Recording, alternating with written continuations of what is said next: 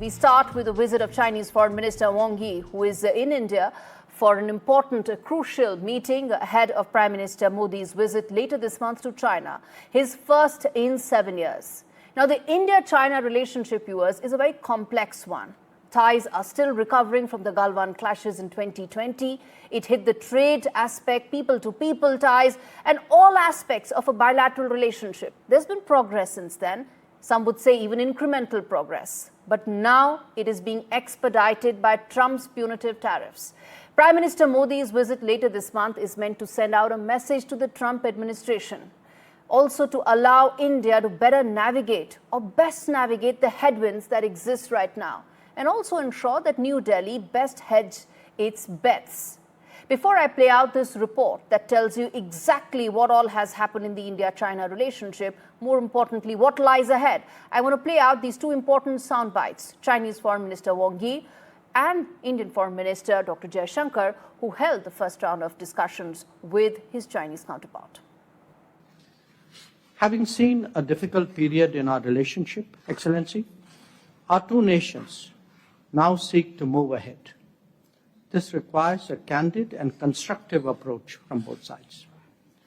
In that endeavor, we must be guided by the three mutuals: mutual respect, mutual sensitivity, and mutual interest. Differences must not become disputes, nor competition conflict. Excellency, when the world's two largest nations meet, it is natural that the international situation will be discussed. We seek a fair, balanced, and multipolar world order, including a multipolar Asia. Reform multilateralism is also the call of the day. In the current environment, there is clearly the imperative of maintaining and enhancing stability in the global economy as well. Exchanges and dialogue at all levels. We maintained peace and tranquility in the border areas and resumed the Indian pilgrimage to the Mount Garampochi and Lake Mapayonzo in the Xizang Autonomous Region. We showed them up confidence to dispel interference, expand cooperation, and to further consolidate the momentum of improvement and development of China-India relations, so that while pursuing our respective rejuvenation, we can contribute to each other's success and provide the most needed certainty and stability to Asia and the world. Once locked in a tense standoff, Asia's two superpowers, India and China, are now cautiously inching towards a diplomatic reset. The signs are subtle but telling, from reviving direct flights, resuming tourist visas for Chinese nationals, as well as a recent uptick in high-level bilateral visits. And now, China's Foreign Minister Wang Yi has arrived in New Delhi for border talks with National Security Advisor Ajit Doval. This will be only the second such engagement since the deadly Galwan clash in 2020, which sent relations into a deep freeze.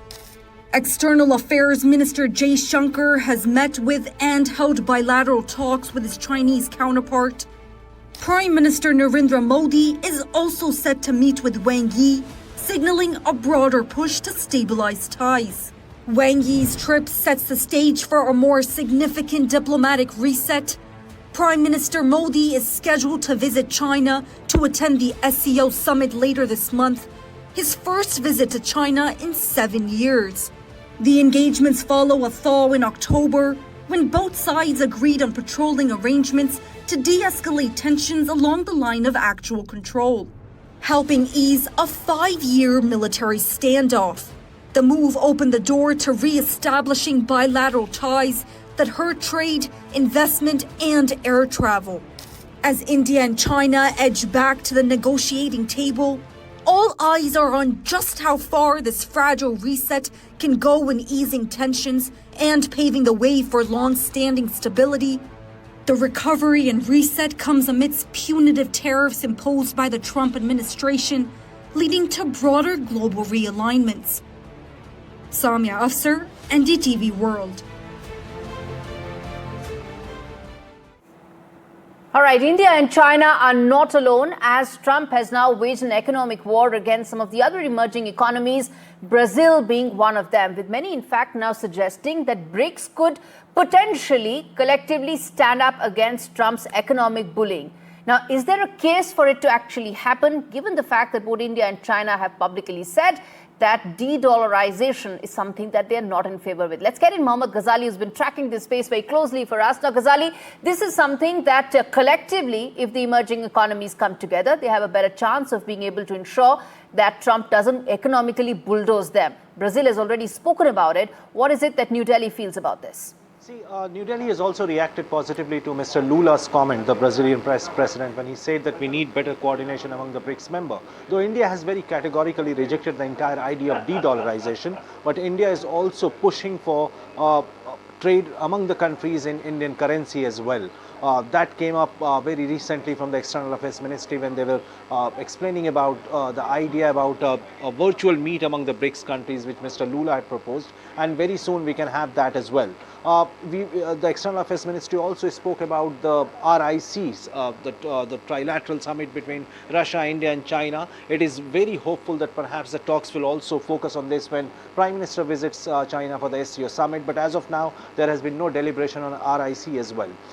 As far as today's meeting is concerned, there are 5 points on which India and China will be discussing or holding talks. One obviously is a land border issue on which the Special Representative Mr. Wang Yi as well as Mr. Doval will be meeting tomorrow. But besides that, the External Affairs Minister very categorically said in his opening remarks that there are some pressing issues on which both India and China will have to move positively, one being the border issue. Then we have some positive steps being taken by the Chinese side by the resumption of Kailash Mansarovar Yatra, Yes. India issuing the visas to Chinese nationals, and there are talks being held about the cross-border trade to resume between the two countries as well.